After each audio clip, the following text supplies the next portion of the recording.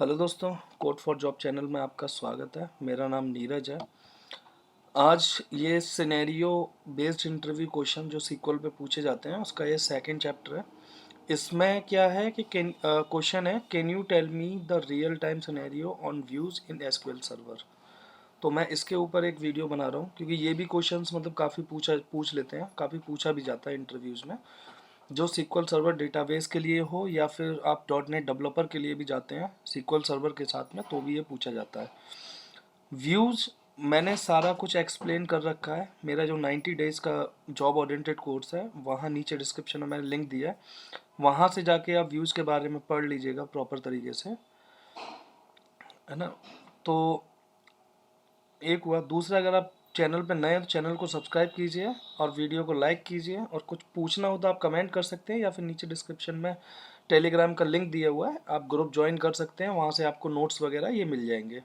और साथ में अगर कोई इशू आता है तो आप डायरेक्टली मुझसे कम्युनिकेट कर सकते हैं। ठीक है, तो चलिए शुरू करते हैं।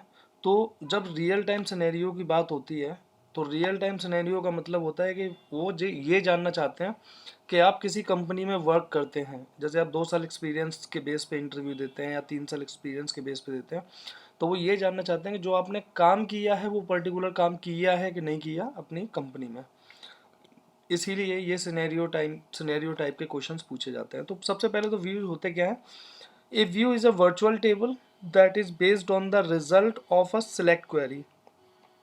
व्यू कुछ नहीं होता, जो सिलेक्ट क्वेरी होती है उसी के ऊपर हम लोग व्यू क्रिएट कर देते हैं, जो कि वर्चुअल होता है। वर्चुअल मतलब व्यूज़ कहीं एग्जिस्ट नहीं करता है, मतलब वो टेबल एग्जिस्ट, अगर टेबल डिलीट कर दी तो व्यू का कोई मतलब नहीं होता।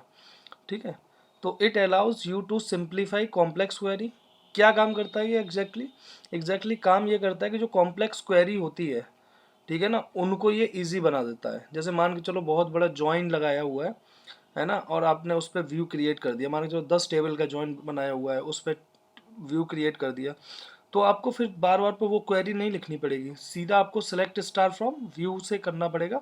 सिंपल, वो आपको वही रिजल्ट बार बार पे दे देगा जो आपको चाहिए, है ना। And provide the additional layer of security. Additional layer of security कैसे प्रोवाइड करता है, मैंने ये सब कुछ एक्सप्लेन कर रखा है। आप व्यूज़ वाली वीडियो में जाइएगा तो वहाँ से आपको सारा कुछ पता चल जाएगा। तो चलिए रियल टाइम सिनेरियो की बात करते हैं। रियल टाइम सिनेरियो में इसने ले रखा है सेल्स रिपोर्टिंग।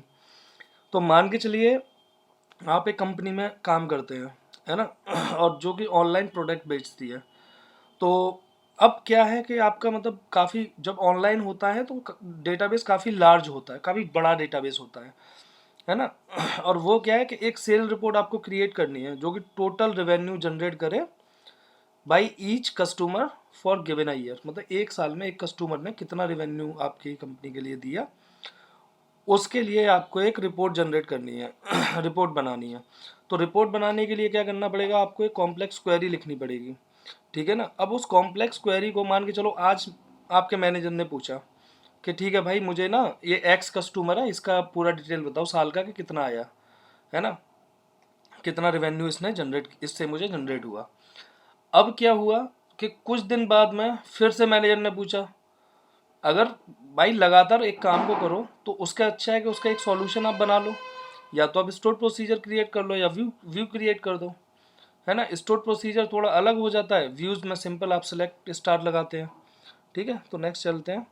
तो कुछ टेबल्स हैं, पहले वो क्रिएट कर लेते हैं। अब एक क्लिक हो जाए। हाँ, तो कुछ टेबल हैं वो क्रिएट कर लेते हैं, क्रिएट करते हैं और डेटा इंसर्ट करते हैं, फिर मैं आपको एक्सप्लेन करता हूँ सारा कुछ, है ना। एक डेटाबेस मैंने बना रखा है। अच्छा, अगर आपको डेटाबेस में ज़्यादा कुछ नहीं आता है, एसक्यूएल सर्वर में ख़ास तौर से, और आप जैसे और भी कोई डेटाबेस पढ़ चुके हैं और आपको सीक्वल सीखना है, तो मेरे 90 डेज़ के कोर्स में इसकी सारी बेसिक वीडियोस दी हुई हैं। वो वीडियोस आप कंप्लीट कर लीजिए। साथ में मैं SSIS जो पैकेज है वो भी स्टार्ट करा दिया है अभी, हालांकि उसमें ज़्यादा वीडियोस मैंने नहीं बनाई हैं। उसमें वीडियोस थोड़ा लेट आएंगी क्योंकि मुझे भी थोड़ा सीखना पड़ेगा उसको, क्योंकि मैंने भी कभी उस पर काम नहीं किया है ना। तो जैसे ये आता रहेगा मैं मतलब वो बताऊंगा आपको उसमें भी थोड़ा सा बेसिक। उसके बाद में कंपनीज में काम कैसे होता है मैं आपको वो बताऊंगा, क्योंकि यार आप यूट्यूब पे जाइए, आपको हज़ारों ऐसे ट्यूटोरियल मिल जाएंगे, आप कोचिंग ज्वाइन कर लीजिए, वो भी आपको पढ़ा देंगे। ठीक है, पढ़ना एक कला, एक मतलब पढ़ने से कुछ कुछ नहीं होता यार, हम बीटेक करके आते हैं, 4-5 साल वहाँ देते हैं, 4 साल देते हैं, ठीक है ना। वहाँ केवल पढ़ते ही हैं, वहाँ सीखते नहीं है कुछ भी, ठीक है। अगर वहाँ सीखते होते तो हमें जॉब मिल जाती इजीली। वहाँ सिखाते ही नहीं है यार, उस इंडिया का सिलेबस ऐसा है। तो हमने दो दो टेबल क्रिएट किए, कस्टमर्स और ऑर्डर्स टेबल, है ना। तो दोनों टेबल्स को सिलेक्ट कर लेते हैं एक बार। चलो, सिलेक्ट स्टार फ्रॉम। तो मैं आपको केवल काम करना सिखा रहा हूँ भाई लोगों। भाई पूरे यूट्यूब पे आप देखिएगा, मुझसे तो बहुत बेहतरीन लोग हैं जो मुझसे बहुत अच्छा आपको पढ़ा सकते हैं, ठीक है ना। बहुत अच्छा, मतलब बहुत तगड़ा पढ़ा देते हैं यार, उनके बराबर मैं मुकाबला नहीं कर सकता। लेकिन वही है ना कि वो केवल पढ़ाते हैं, वो पढ़ाते हैं यार, जो कोचिंग वगैरह में आपको इजीली मिल जाता है। तो ये हैं दो टेबल्स, है ना। ये दो टेबल्स हमने क्रिएट कर दी। अब हमें एक व्यू क्रिएट करना है ना। चलिए मैं इसी को कॉपी करके व्यू को डाल देता हूँ साथ में।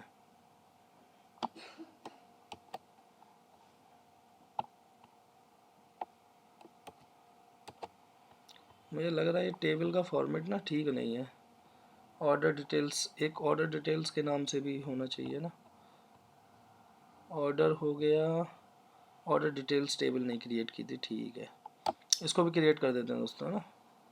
फिर इस व्यू को मैं एक्सप्लेन करता हूँ आप लोगों को कि एग्जैक्टली कि आपको फिर जवाब कैसे देना है। तो ऑर्डर डिटेल्स टेबल भी क्रिएट हो गई, जिसमें हमें ऑर्डर की इंफॉर्मेशन होगी, है ना। अब मैं इस व्यू को उठाता हूँ। देखो कॉन्सेप्ट याद रखिए, हमें सेल्स रिपोर्ट जनरेट करनी है ना। तो क्रिएट हो गया व्यू। अब क्या हुआ, देखो कॉम्प्लेक्स क्वेरी है काफ़ी, है ना। मैं इसका थोड़ा सा साइज इंक्रीज कर देता हूँ, क्योंकि मुझे लग रहा है कि आप लोगों को दिखेगा कि नहीं प्रॉपर। हाँ अब ठीक दिखेगा, है ना। तो अब हमने एक व्यू क्रिएट किया, create view sales report as के बाद में हमने सिलेक्ट लगाया, है ना। ये व्यू क्रिएट करने का फॉर्मेट है, जो आप मेरा ट्यूटोरियल देखेंगे तो वहाँ मिल जाएगा। हमें क्या चाहिए, हमें कस्टमर आईडी चाहिए, कस्टमर नेम चाहिए, ऑर्डर डेट चाहिए, क्योंकि ऑर्डर डेट के हिसाब से तो हम लोग ईयर वाइज निकालेंगे। सम चाहिए, सम किसका चाहिए, क्वांटिटी का और यूनिट प्राइस का। मैं फिर से उन तीन टेबल्स को यहाँ पे सिलेक्ट कर लेता हूँ, जिससे कि अंडरस्टैंडिंग में आसानी रहे। सिलेक्ट स्टार फ्रॉम ऑर्डर्स, इसको कॉपी करते हैं, ठीक है। ऑर्डर्स और ये है कस्टमर्स, और थर्ड टेबल क्या थी, थर्ड टेबल को भी देख लेते हैं, इसको रिफ्रेश कर लेते हैं, ठीक है। थर्ड टेबल है ऑर्डर डिटेल्स, तो ये हुआ ऑर्डर डिटेल्स, है ना। तो ये तीन टेबल्स हैं हमारे पास में। तो अगर हमें प्राइस वगैरह चेक करना है तो हमें कौन सी टेबल से मिलेगा, ये ऑर्डर डिटेल्स टेबल से, है ना। तो क्या क्या कॉलम लिया हमने, कस्टमर आईडी ली, तो कस्टमर आईडी हमें किस टेबल में मिलेगी, कस्टमर आईडी और कस्टमर नेम हमें कस्टमर टेबल से मिलेगा, ठीक है। और ऑर्डर डेट और क्वांटिटी, तो ऑर्डर डेट हमें कहाँ मिलेगी, ऑर्डर डेट हमें मिलेगी इस टेबल में, जो ऑर्डर्स टेबल में, उसमें ऑर्डर डेट ये किससे बाइंड है, ये कस्टमर आईडी से बाइंड है ना।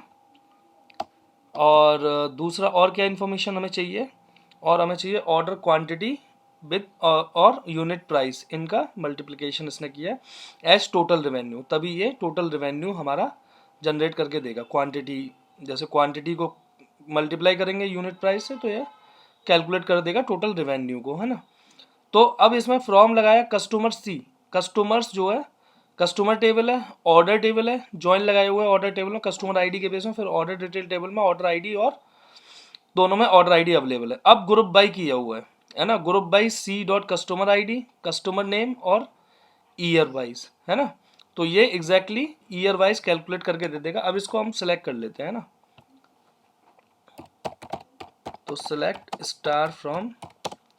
तो देखिए अब कभी भी एक बार व्यू क्रिएट हो गया, है ना, एक बार व्यू क्रिएट हो गया, अब कभी भी इसको रेवेन्यू की डिटेल्स निकालनी हो, कस्टमर वाइज रेवेन्यू निकालना हो, तो इसे कुछ नहीं करना, इसे सिंपल सेलेक्ट क्वेरी लगा देनी है। तो यही व्यू का काम है कि आपकी जो कॉम्प्लेक्स क्वेरी है ना, उसको इजी कर दिया, है ना।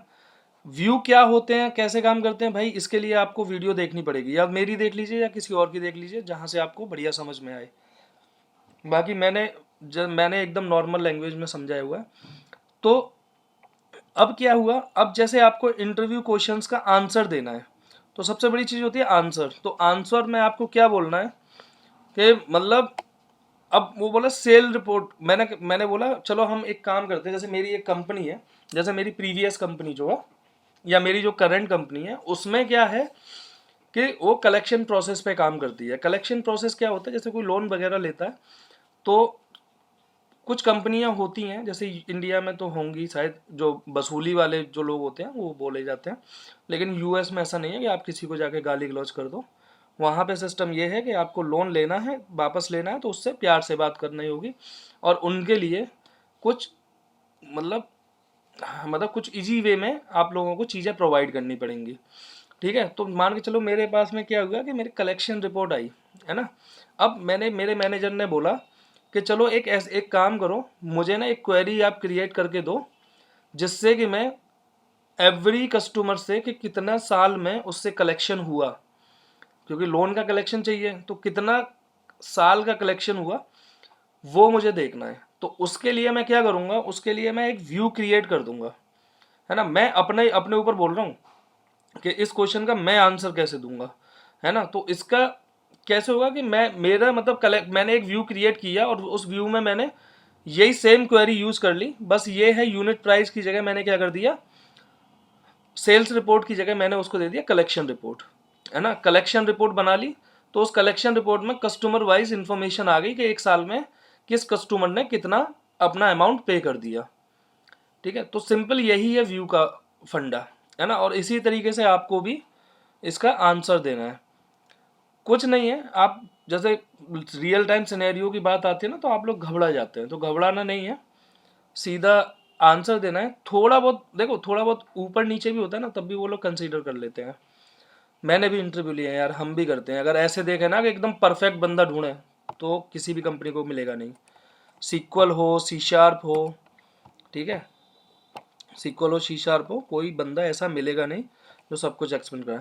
तो ठीक है, अब थोड़ा सा एक्सप्लेनेशन हो रहा है। In this example the view sales report is created, it join the customer order and the order details table, calculate the total revenue for the each customer in a specific year and group the result by the customer and the year. ठीक है, once the view is created you can query it like you would with the regular table की तरह, जैसे इसने किया, select star from sales report where order year equal to 2023।